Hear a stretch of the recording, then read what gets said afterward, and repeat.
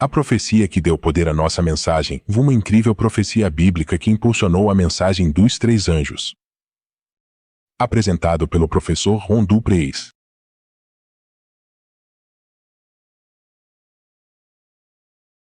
Bom dia, amigos. Antes de começarmos, vamos fazer uma oração.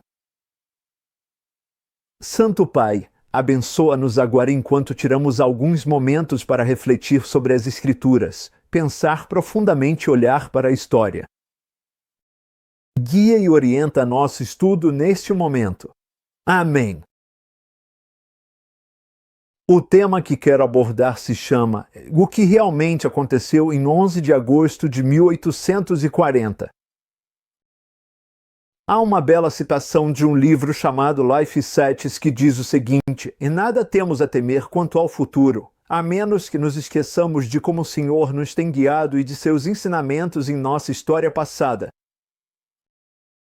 Agora, o motivo pelo qual trago essa citação é porque quero que voltemos à década de 1830, época em que um fazendeiro batista que se tornou pregador, chamado William Miller, compartilhou suas próprias descobertas a partir de seu estudo das Escrituras. O principal foco de William Miller naquela época era um trecho da Bíblia encontrado em Daniel, capítulo 8, versículo 14. E agora estou lendo da nova versão King James, que diz: "Até 2.300 tardes e manhãs, então o santuário será purificado." E Miller e outros que trabalhavam com ele usaram um princípio importante das Escrituras para interpretar essa profecia dos 2.300 dias. Eles analisaram passagens como Ezequiel 4, versículo 6, e Números 14, versículo 34. E ali eles perceberam que, na profecia bíblica, um dia profético equivale a um ano literal. E com base nisso, eles começaram a calcular, pensando, aliás, que o santuário era a terra, acreditando que a purificação seria o fogo no momento da vinda de Jesus. Eles concluíram que, se essa profecia dos 2.300 dias falava sobre a purificação da terra na vinda de Jesus, poderiam descobrir o momento exato em que Jesus viria. Então, eles começaram a fazer alguns cálculos. Na verdade, eles acertaram nos cálculos ao chegar a uma data, mesmo tendo entendido errado o evento. E eles esperaram até 22 de outubro de 1844. Eles observaram. Eles ficaram profundamente desapontados. Mas a pergunta que quero que você pense agora é a seguinte: por que esses milleritas estavam tão certos? E eram muitos deles, dezenas de milhares, e havia centenas de milhares espalhados por todo o mundo. Na verdade, eles estavam em 6 continentes, 5 ou 6 continentes, pregando sobre esse tema da vinda de Jesus. Mas por que eles tinham tanta certeza de que esse princípio do dia-ano, e esse é o termo usado entre estudiosos e estudantes da Bíblia, por que eles tinham tanta certeza de que os 2.300 dias mencionados em Daniel 8 horas e 14 equivaleriam a 2.300 anos? É por causa de algo que tinha acontecido apenas 3 ou 4 anos antes.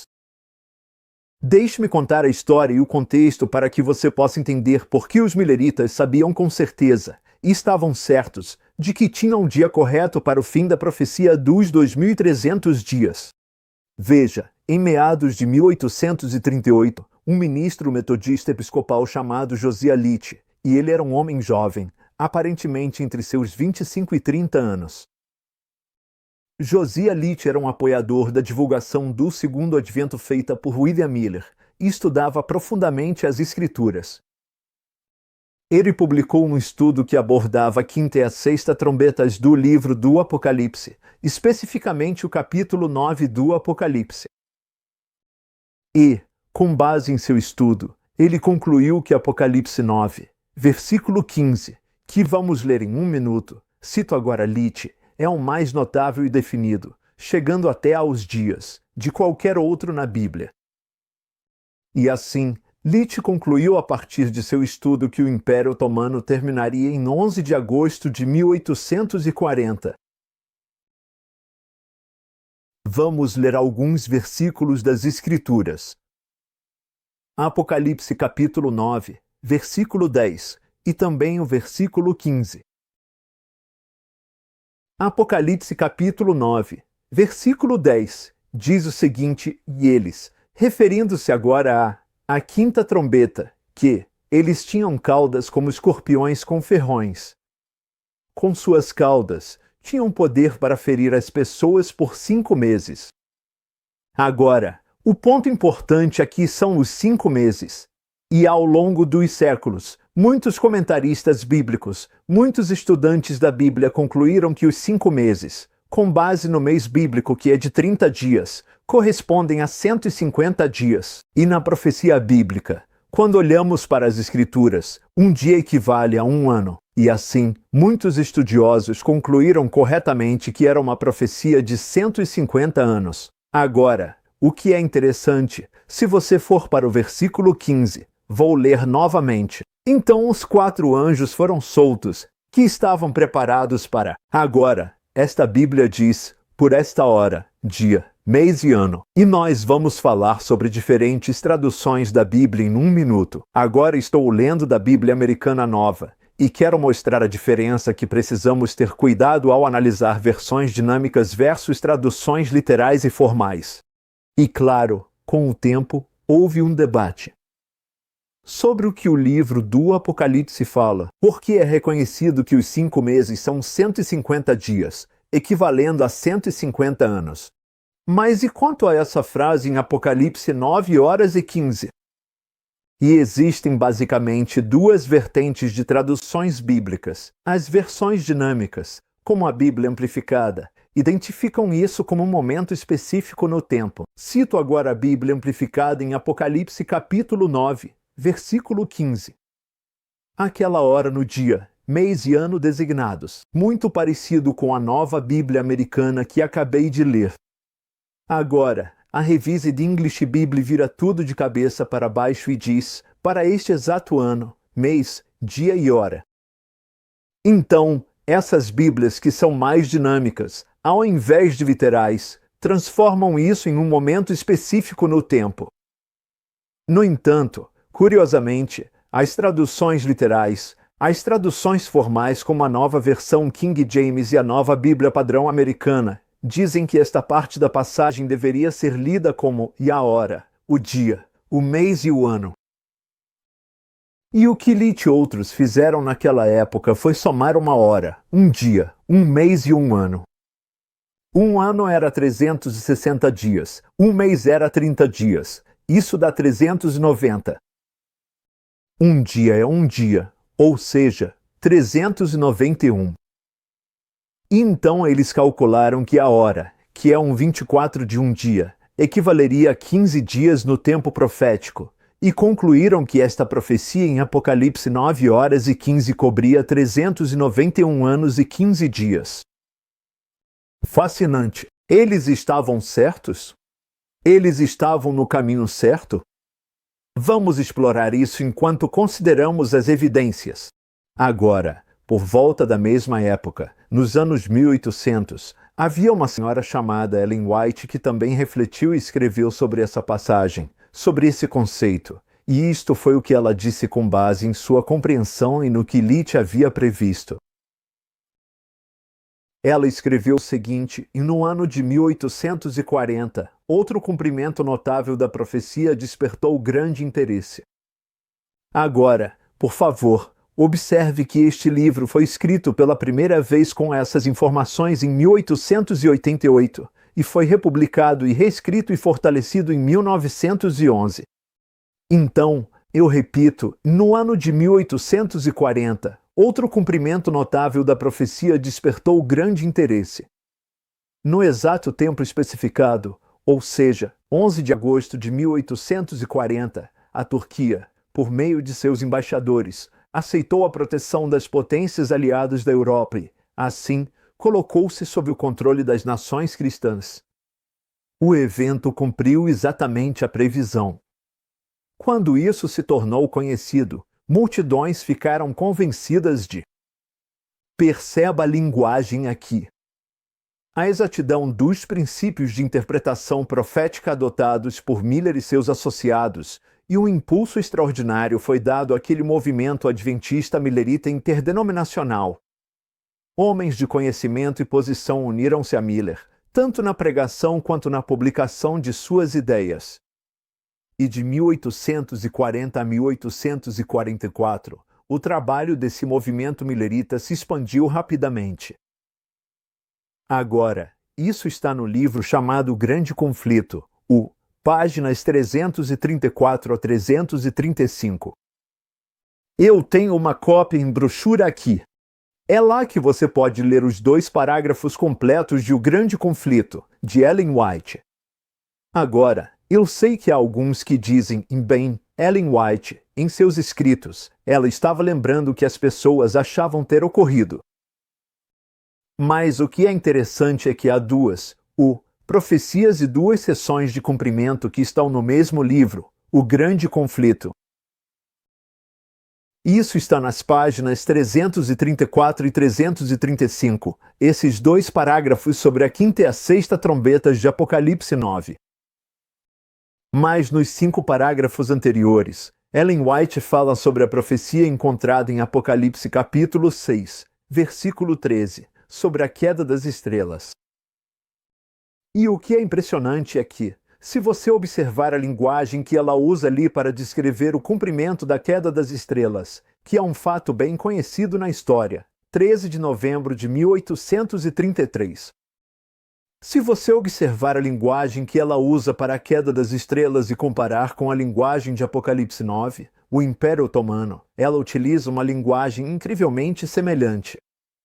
Por exemplo, ao falar sobre a queda das estrelas, ela diz: esta é uma profecia e teve um cumprimento marcante e impressionante.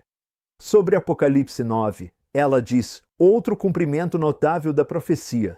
Ela menciona uma data específica aqui, 13 de novembro de 1833. Aqui ela fala sobre 11 de agosto de 1840. Ela diz: sobre a queda das estrelas, foi vista com intensa admiração ou temor. Sobre a previsão de Apocalipse 9, 11 de agosto, isso despertou um interesse generalizado.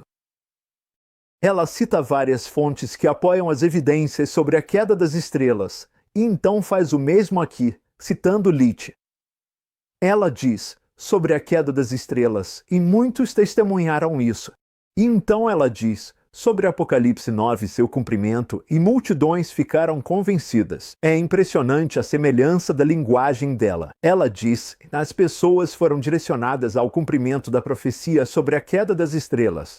E, de forma semelhante, as multidões ficaram convencidas da correção dos princípios de interpretação profética baseados no estudo de Apocalipse 9. E, finalmente, ela diz sobre a queda das estrelas. Quando as pessoas viram isso, ela afirma, e muitos foram levados a dar atenção à mensagem do segundo advento. E da mesma forma, um impulso maravilhoso foi dado ao movimento adventista. Então a linguagem é tão parecida que fica claro que Ellen White não estava apenas relembrando ou refletindo o que as pessoas pensavam.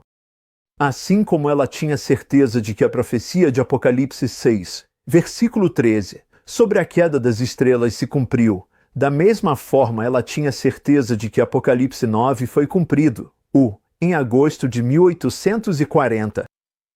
11. E neste gráfico, temos que os primeiros adventistas tinham certeza disso. Eles tinham isso em seu gráfico de 1850, e aqui você verá neste gráfico o 5º anjo, Apocalipse 9 horas e 1. E fala sobre o início e todas essas coisas, ele. O inglês antigo eram os maometanos, os muçulmanos, dos quais eles estão falando aqui. E assim, este gráfico mostra como os primeiros pioneiros adventistas entenderam o cumprimento desta profecia de Apocalipse 9. Agora, foi Josiah Litt, aliás, quem esteve envolvido. Ele foi o primeiro, em 1838, a fazer a previsão. No artigo da revista Signs of the Times, ele apontou corretamente, após 2 anos de estudo, chegou a um dia específico. Em 1838, ele inicialmente disse em algum momento de agosto. À medida que estudava, com base no ponto de partida de 1299, ele acabou concluindo, e o dia específico foi 27 de julho que a profecia deveria terminar em 11 de agosto de 1840.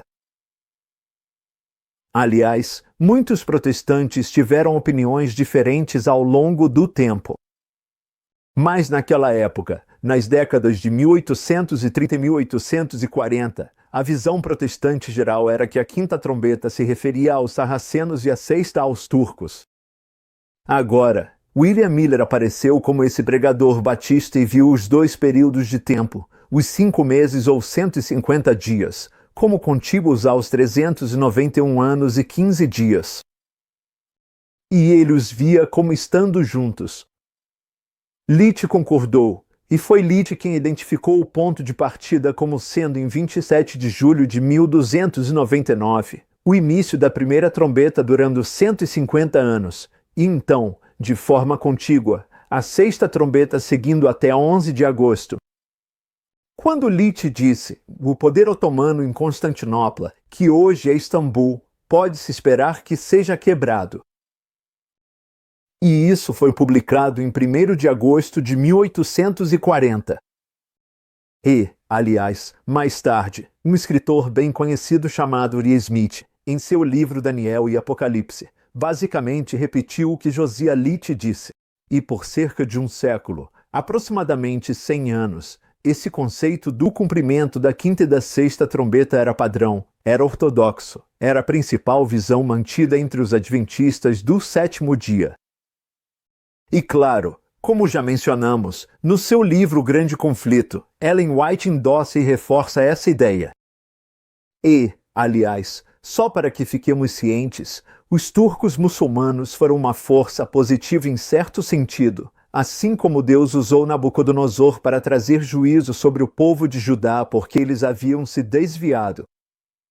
Daniel capítulo 1, versículo 1, deixa isso muito claro.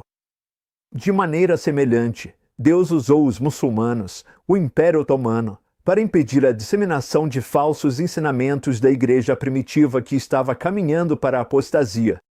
E de maneira semelhante, vemos que, quando foi pronunciado um edito de morte contra os protestantes, eu cito agora da história do protestantismo de Jawiley, ele diz, foi o turco muçulmano, que de repente apareceu para salvar o protestantismo na Hungria.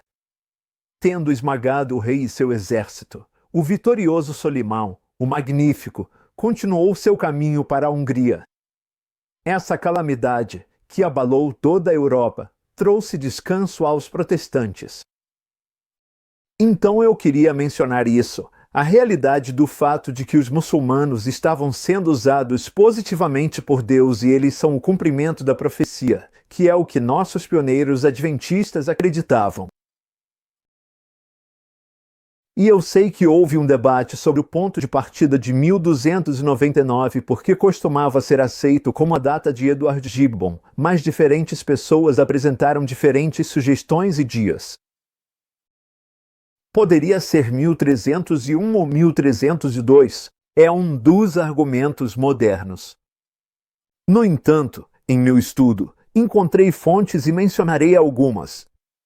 Moses Coité Tyler, professor de História na Universidade Cornell, falou em 1900 sobre Otanamberna. O primeiro é considerado o fundador do Império Otomano. Quando?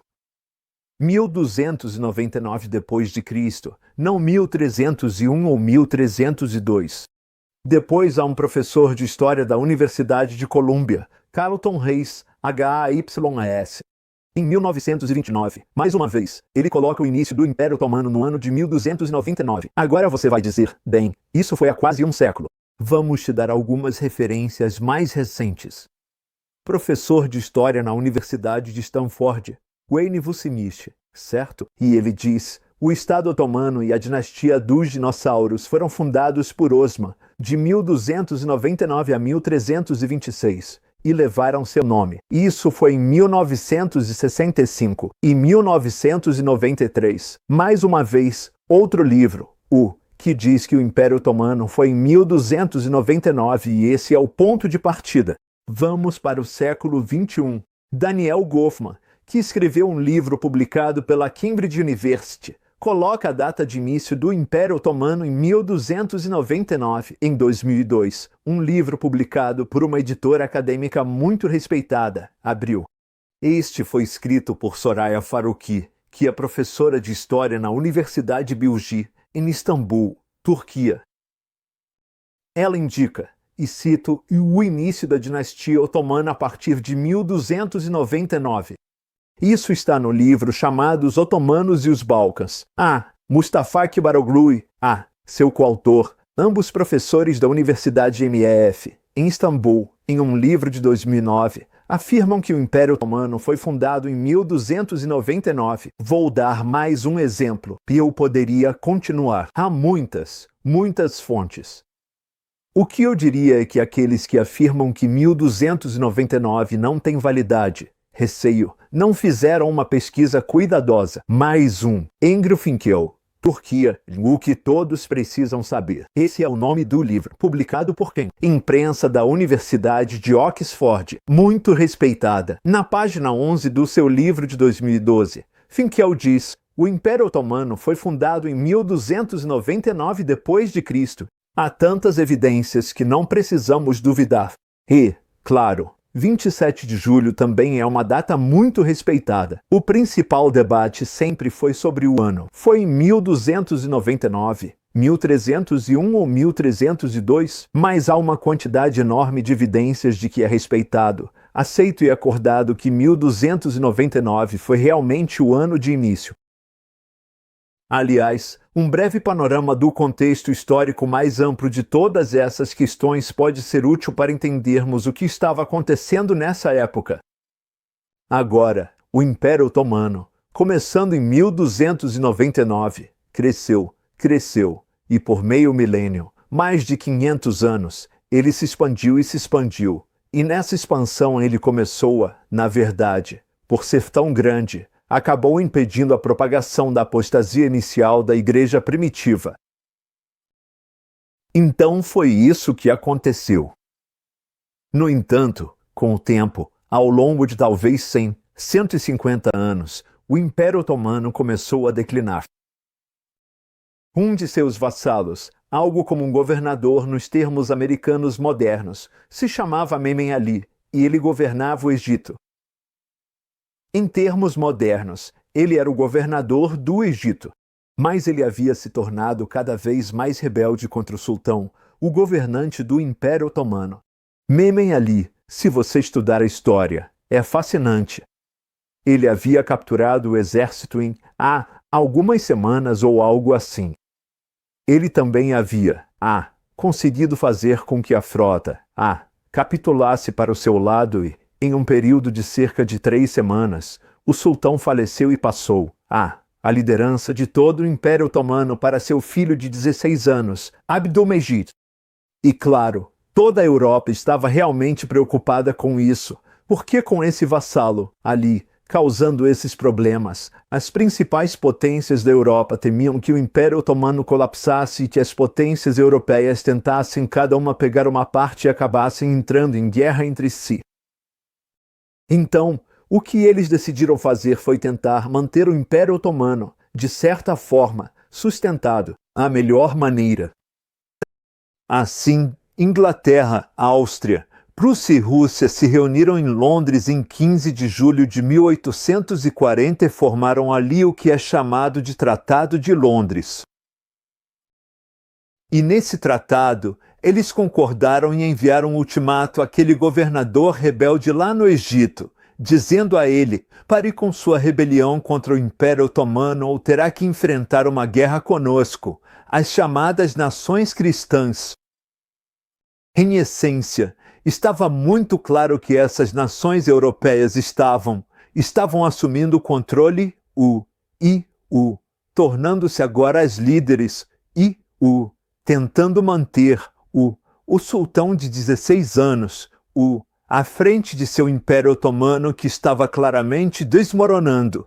E eram eles que estavam no poder, como vou ler em alguns minutos de um historiador bem conhecido. Então, era isso que estava acontecendo. Agora, lembre-se Isso foi assinado em 15 de julho de 1840. Agora, é interessante. Algumas pessoas disseram, olha, Lish disse que data de início de 1299 foi 27 de julho. E então Lish disse que terminou em 11 de agosto de 1840. Se você começa em 1299 e termina com essa data. Mas o tratado foi assinado em 15 de julho. Então alguns afirmaram que Lish estava errado. Mas o que é interessante, eu descobri um jornal indo à biblioteca do Congresso. Este é o Morning Herald de Londres, que dizia o seguinte: deve-se observar que o ato da conferência, o Tratado de Londres, ainda não foi oficialmente notificado a Mohammed Ali. Tudo o que ele recebeu foi a informação não oficial do que estava acontecendo. A nota oficial deve ser transportada pela porta para ele, o embaixador, e da resposta dele à porta dependerá o futuro. Agora, é interessante. O jornal estava correto? E esse jornal, aliás, o artigo foi escrito, no dia 7 de agosto. Sim, de fato, o comentário do jornal é bastante preciso. Ele transmitiu com precisão um fator vital, especificamente acrescentado, como cito, um ato separado para formar parte da Convenção de 15 de julho de 1840, sob o subtítulo, entre aspas, condições impostas a Mohammed Ali, indicava que este Tratado de Londres, que foi assinado em 15 de julho de 1840, entraria em vigor assim que, e agora estou citando, a comunicação do mesmo lhe tenha sido feita, isto é, a Mohammed Ali, em Alexandria por um agente de Sua Alteza. Está claro que, embora o tratado tenha sido assinado em 15 de julho, ele inclui uma declaração de que só entra em vigor quando entregue.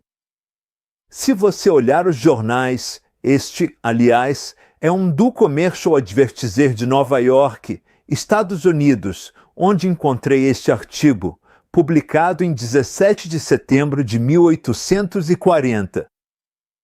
E é isso que diz o Tratado das 5 Potências, que são as 4 potências europeias com a Turquia. Foi assinado em 15 de julho e foi levado a Constantinopla pelo Sr. Moore em 3 de agosto.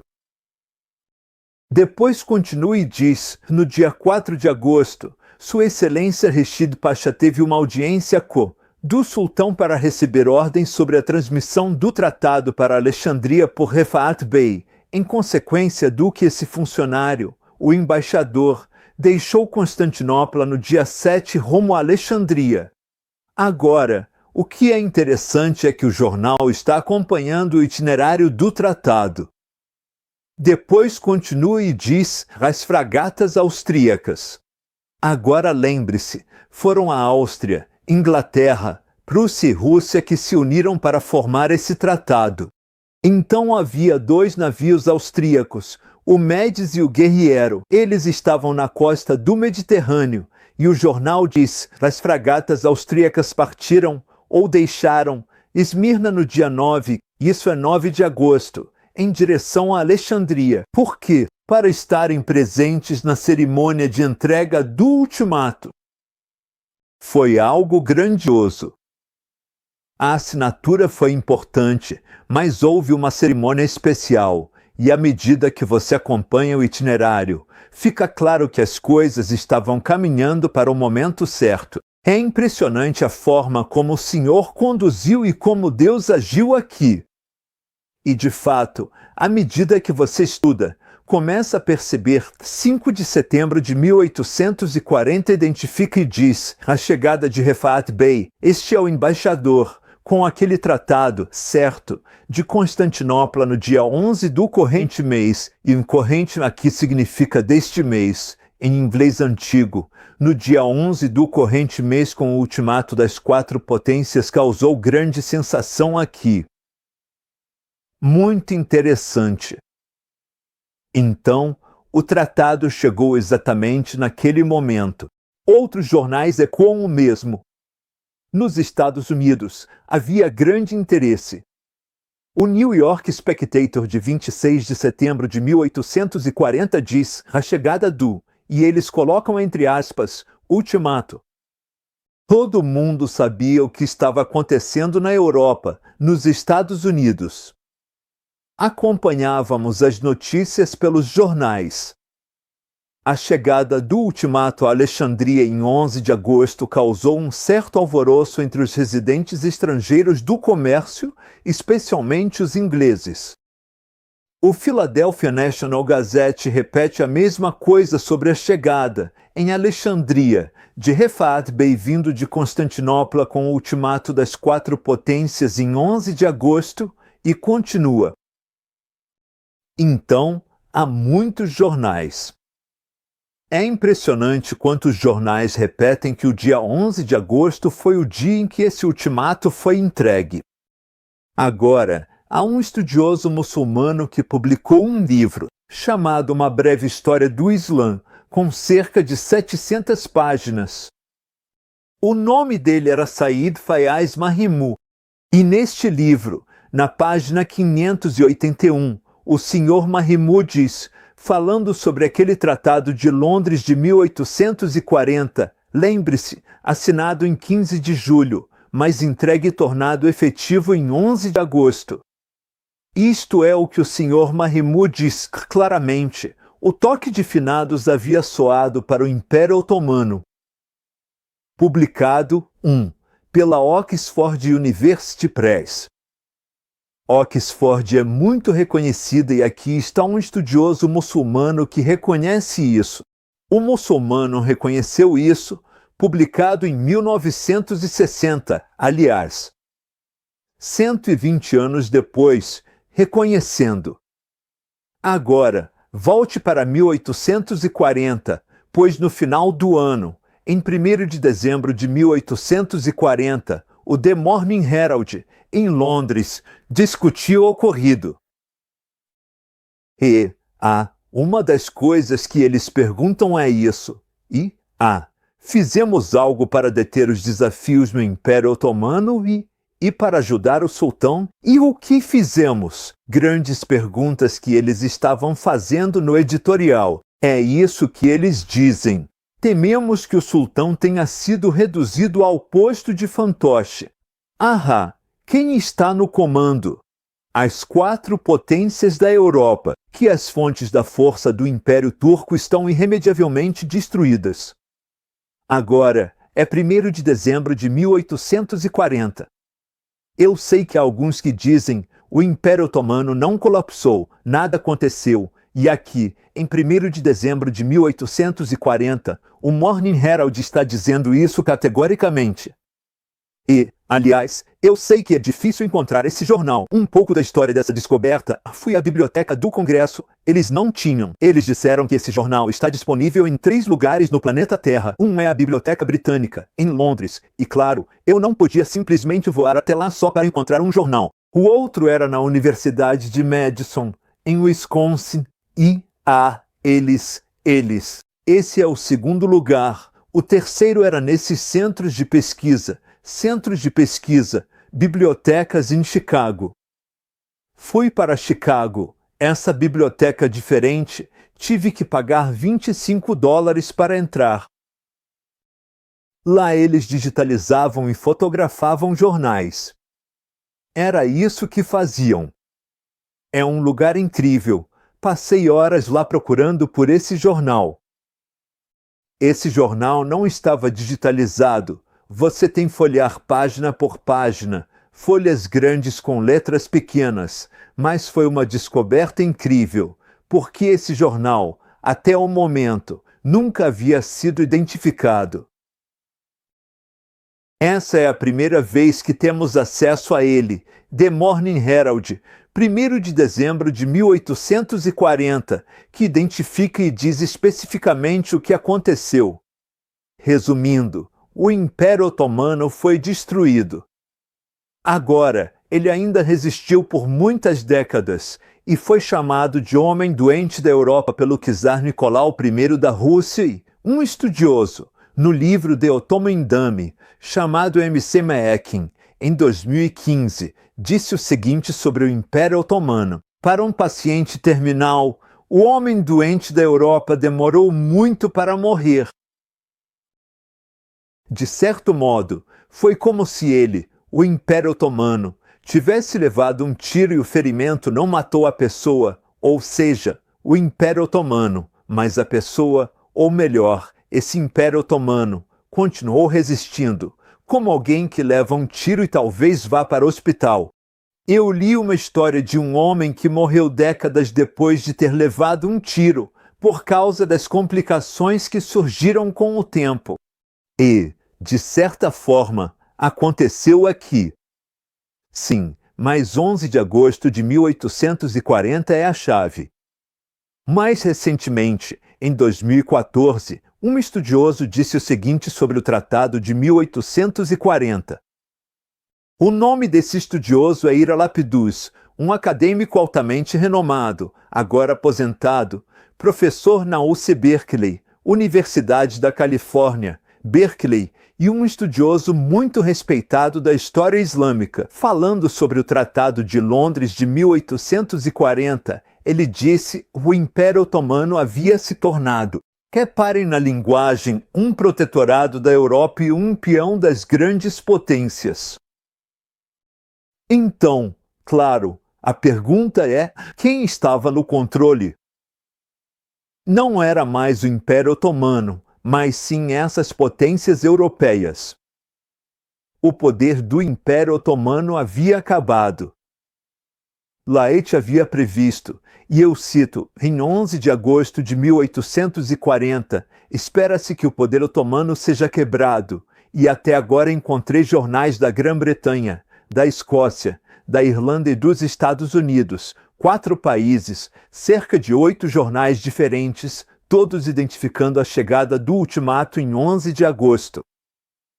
Resumindo, sim, o tratado foi feito em 15 de julho, mas entrou em vigor em 11 de agosto, e esse foi o toque de finados reconhecido do Império Otomano.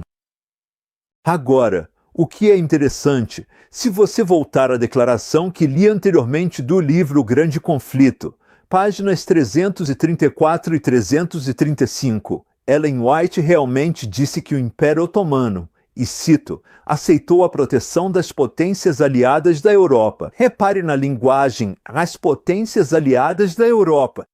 Neste livro de 2014, de Ira Lapidus, ele disse que o Império Otomano havia se tornado um protetorado da Europa, quase a mesma linguagem. E Ellen White disse que o Império Otomano se colocou sob o controle das nações cristãs. Ira Lapidus diz que se tornou um peão das grandes potências. A linguagem é tão semelhante, a ideia é a mesma. O grande conflito de 1911 agora está sendo ecoado pelo livro de 2014 chamado Uma História das Sociedades Islâmicas, reconhecendo essa importante predição de 1840 que se cumpriu com base em Apocalipse capítulo 9, a 5ª trombeta e a 6ª trombeta. A pergunta é, como os pioneiros adventistas e os fundadores da Igreja Adventista do Sétimo Dia viam essa profecia?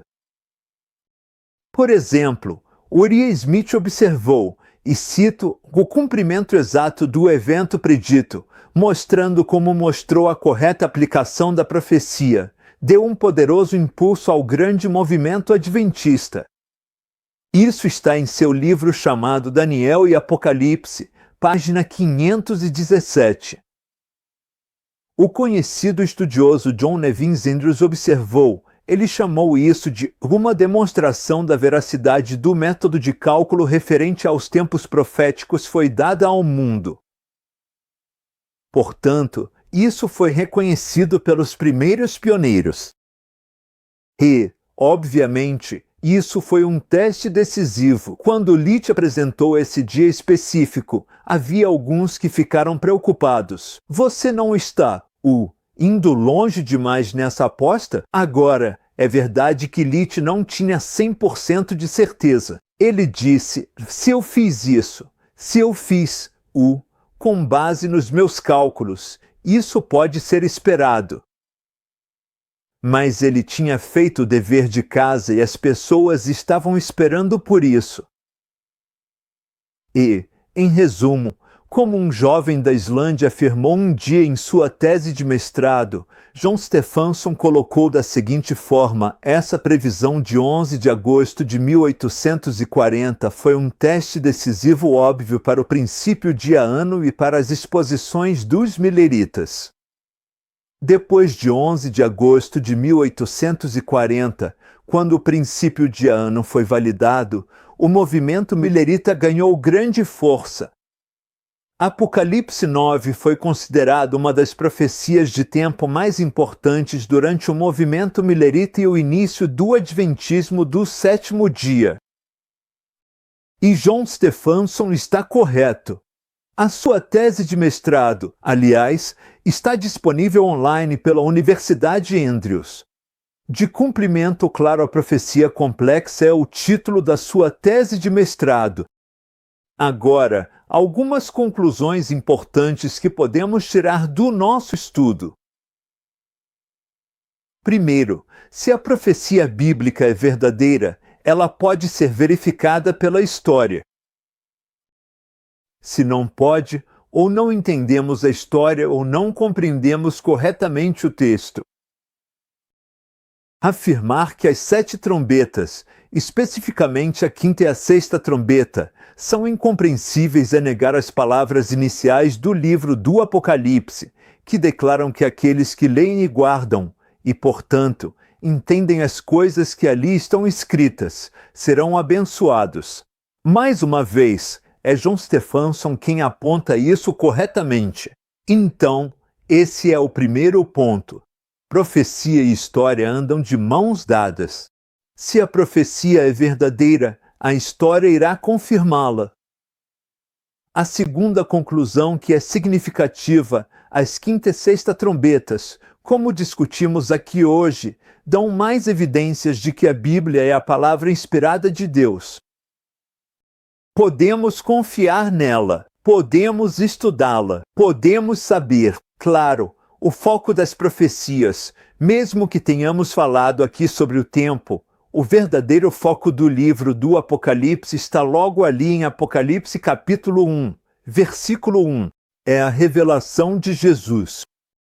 Agora, essas profecias de tempo são importantes, mas vamos lembrar que todo o nosso estudo sempre deve nos levar de volta ao foco em Jesus. Então, esta é a revelação de Jesus. Mas agora sabemos que as Escrituras são inspiradas. Há mais evidências disso do que as que já tínhamos antes. Portanto, Apocalipse capítulo 9 fornece evidências adicionais da inspiração das Escrituras. Terceiro, essa profecia das trombetas e seu cumprimento mostram que Deus usou os muçulmanos para impedir a propagação do cristianismo primitivo apóstata com seus falsos ensinamentos.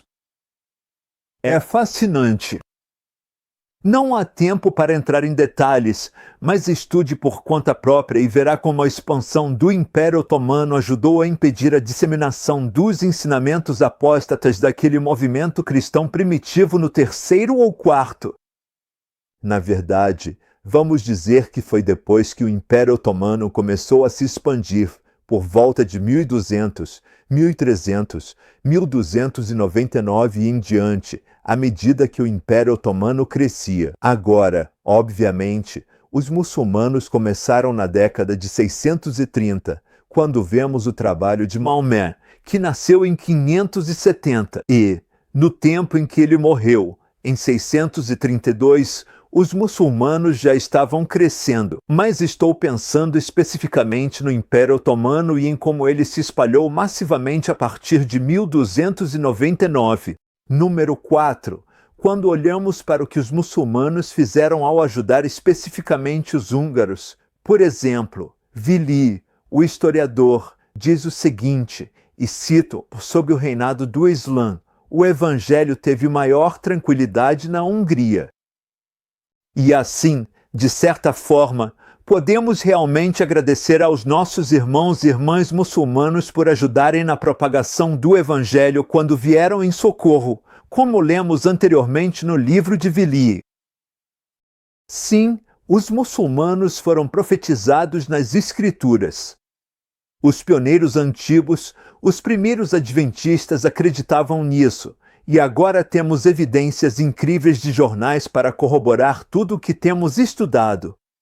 Admito que era uma informação da qual eu não tinha absolutamente nenhum conhecimento. Eu nunca percebi que essa profecia estava no livro. Eu tinha lido o livro, mas deixei passar isso. Nunca percebi a importância disso, até que um dia meu supervisor disse: Ron, vá e encontre as evidências. E ao longo de cerca de 2 anos, tive a oportunidade de viajar para 4 estados, 5 centros de pesquisa, e encontrei todas essas informações incríveis, especialmente os jornais.